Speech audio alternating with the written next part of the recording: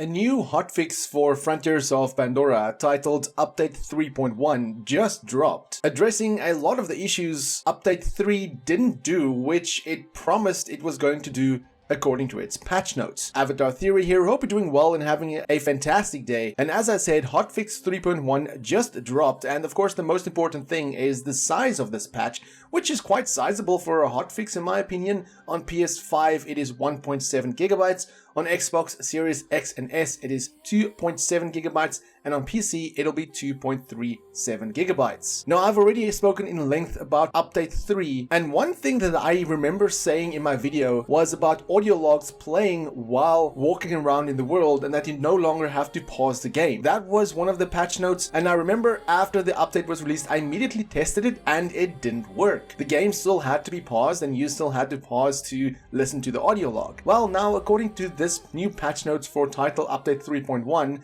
there is additional fixes, and the first note is that audio logs will now automatically play when picked up in the world. I've not yet tested this out, I've not yet updated my own game. I will test this out in a moment, but the second note is that it fixed missing stats on existing weapons and gear.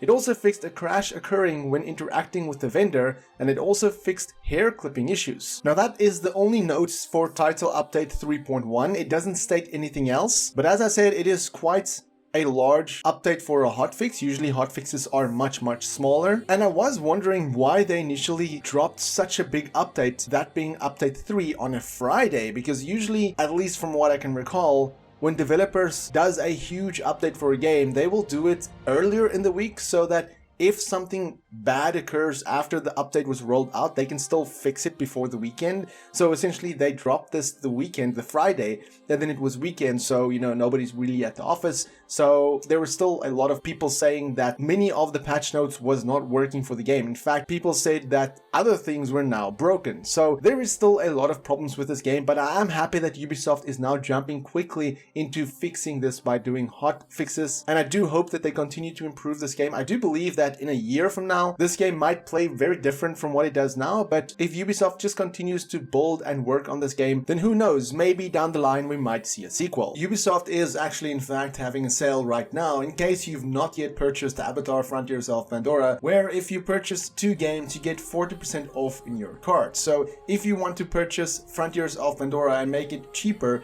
then I would just add the cheapest game. So for example, I would add Assassin's Creed Mirage or Prince of Persia The Lost Crown, and then you would get 40% off in total. You can also use my creator code Avatar Theory if you want to support the channel even more when checking out. But back on the news of the update, what other problems are you running into with Frontiers of Pandora if you've been playing this game for a while? Let me know in the comments below, and for more Avatar content, have a look at the rest of my channel. Until next time, have a fantastic day and stay safe.